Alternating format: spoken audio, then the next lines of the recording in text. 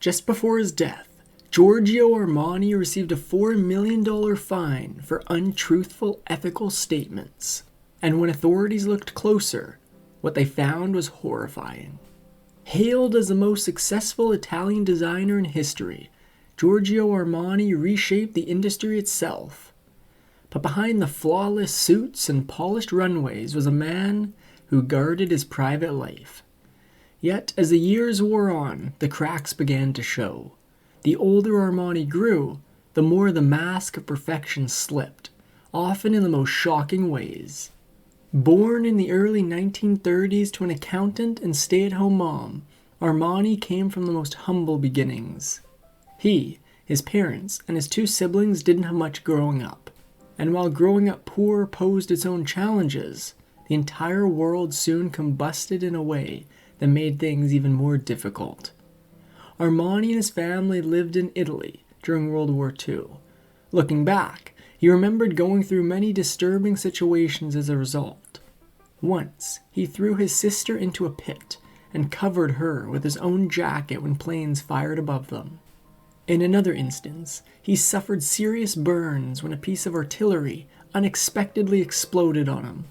But even in the midst of the misery, Armani made some special memories with his family, ones that proved more vital than he could have possibly imagined at the time. Probably due to their lean finances, Armani's mother made clothes for all three of her children. She proved so skilled that, despite their modest means, they looked rich. He ultimately grew to treasure the style and dignity both his parents exhibited. Even so, his initial career goals threatened to take him in the entirely opposite direction of where he ended up. Once he made it to secondary school, Armani made a pretty shocking decision. He decided he wanted to be a doctor. As such, he started studying medicine at the University of Milan in 1950. But after just about 3 years there, he made another drastic move, and it's probably not what you think. In 1953, Armani left medical school to join the military. While there, he used the medical skills he'd gained during his time at school. However, he didn't stay there for long. After just another couple of years, Armani happened upon a job that changed his life forever. It all started at a high-end department store in Milan. Armani began working there in 1957, manning the sales desk and arranging the window displays. He moved departments, learning about both the product and the marketing of fashion. He seemingly caught the official fashion bug during his time there. But things didn't really start to change until he made some pretty unconventional choices. In the mid-1960s, Giorgio Armani landed the chance to work under Nino Cerruti, a well-known Italian fashion designer. This is where he really began to create his own personal style, which ultimately included practically tearing apart the traditional suit jacket. Eventually, he removed all the stiff, stuffy elements in a manner that ultimately made him iconic. But before even that blew up, other people started seeing the glimmers of his brilliance and begging for more. During this time, other manufacturers started to identify Armani's skill for design. They hired him to create designs for their own companies, providing him with more avenues of making money and networking. But despite his quickly rising stardom, Armani still found time for romance, though even his romance wasn't exempt from his ambition. In 1966, Armani first met Sergio Gagliotti, an Italian architect, at a resort in Tuscany. While the details of their meeting and relationship remain mostly under wraps, the two reportedly fell for one another hard. They began a romantic relationship that lasted decades, but the union was more than just summer loving. In fact, Sergio pushed Armani to make a move that changed the entire trajectory of his life. As the two men developed their relationship, Sergio grew more and more impressed with Armani's talents. According to Armani, he saw even more in his talent than he himself recognized. Sergio pressed him to step out on faith and focus on creating his own label. But of course, everything comes with a price. Now in his 40s, it's quite possible that Armani considered that a good portion of his life was behind him.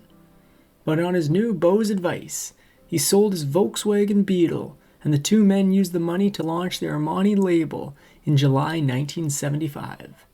Before long, Armani seemed to have the entire world eating out of the palm of his hands. For a while, anyway.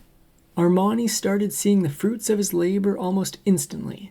The fashion world loved his fresh take on the suit, and he used all the fashion and business acumen he'd received up to that point to his advantage.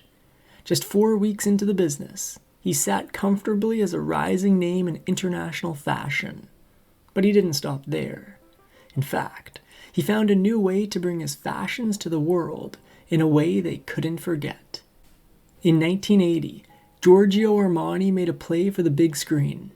The result blew everyone away.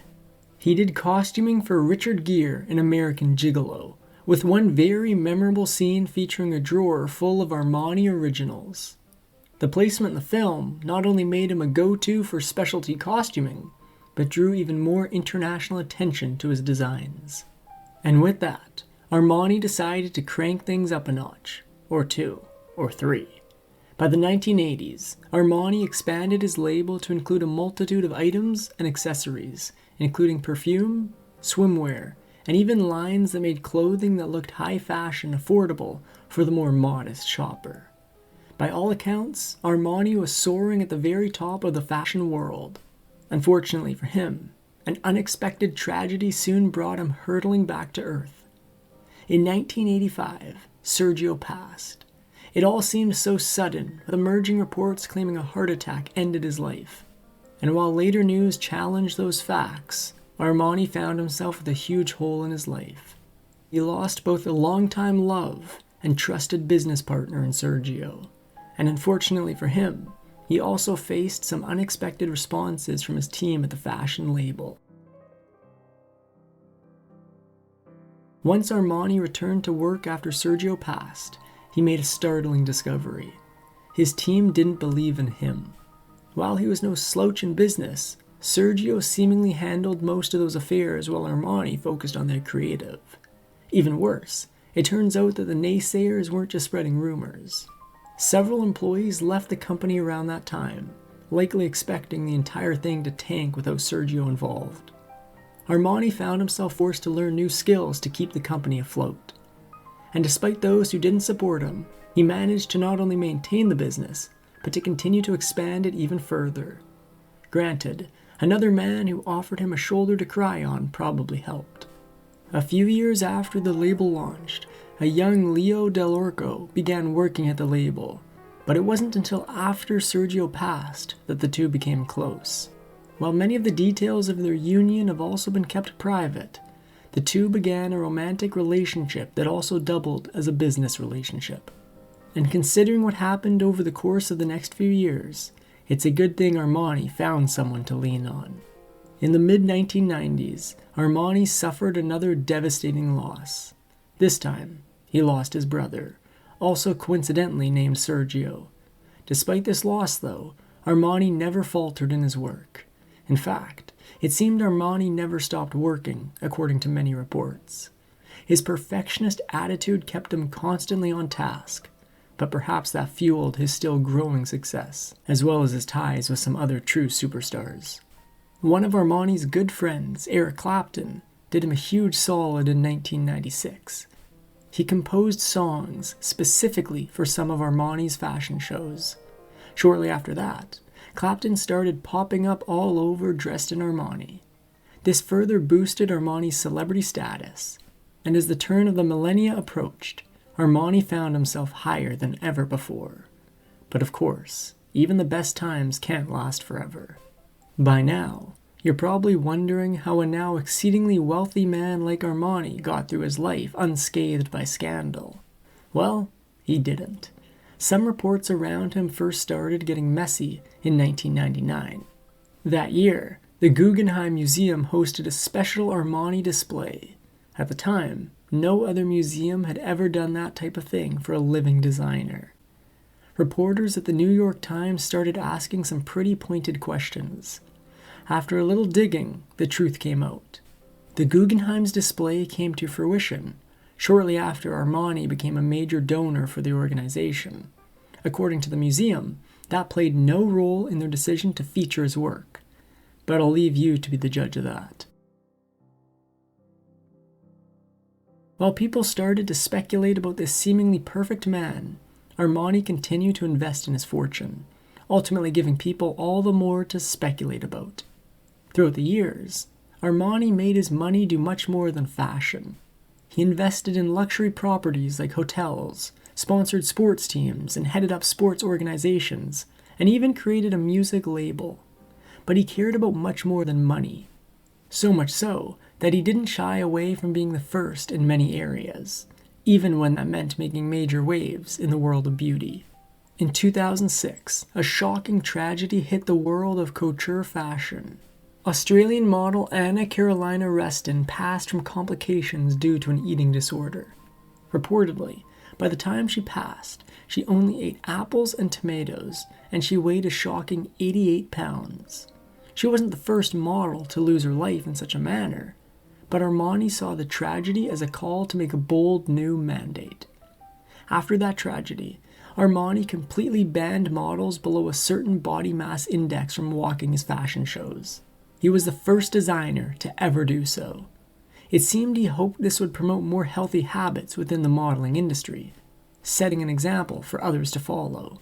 Unsurprisingly, that wasn't the only controversial space he decided to take a stand in.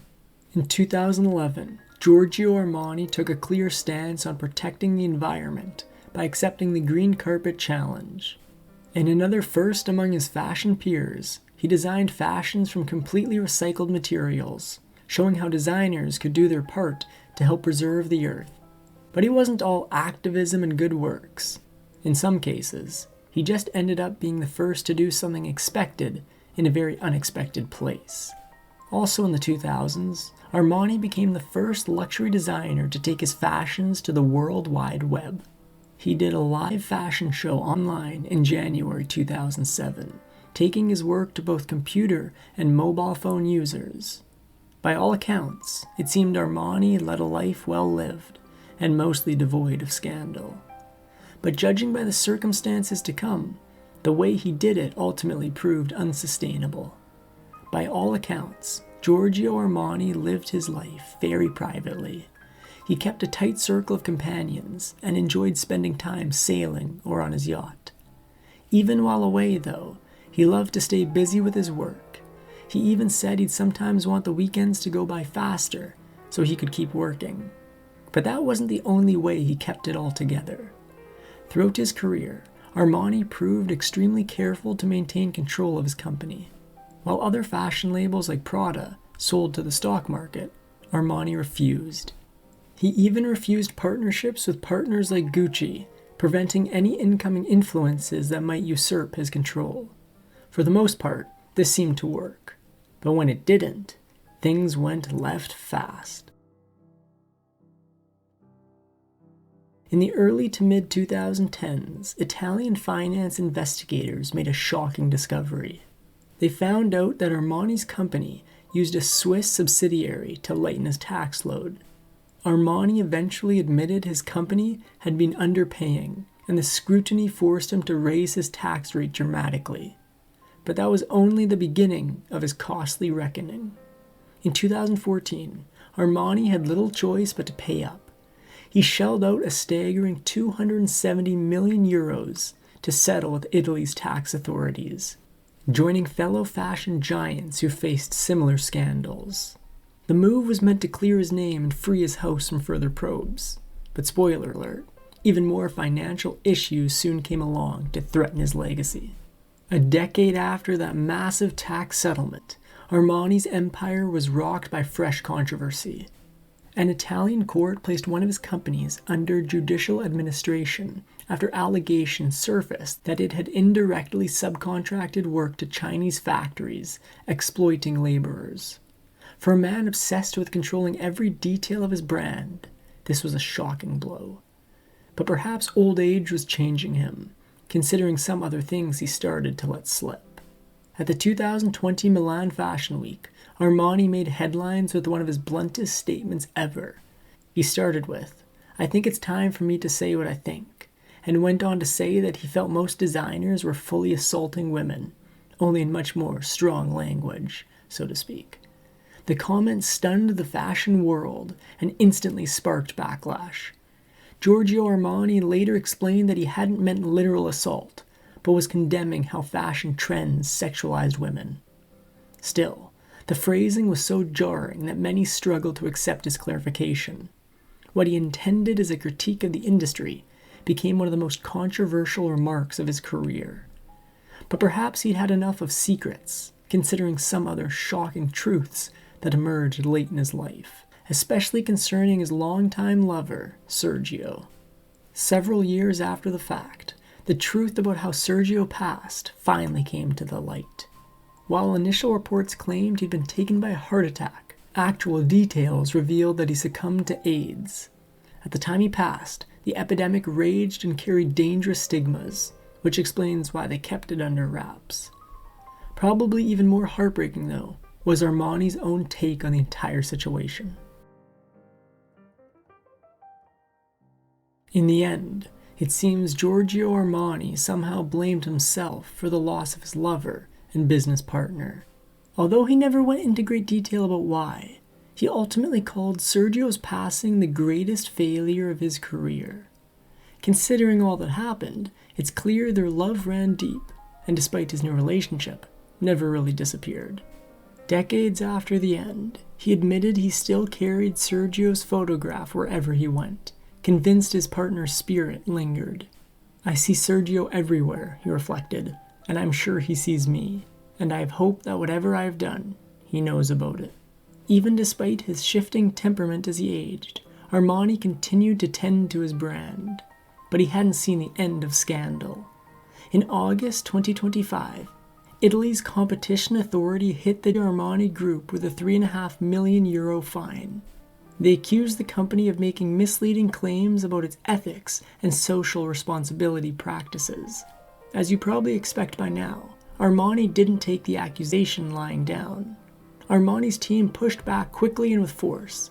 They released a claim expressing disappointment and bitterness at the ruling, insisting the brand had always acted with fairness and transparency. But considering the timing, it's possible they had ulterior motives. The fine couldn't have come at a worse moment.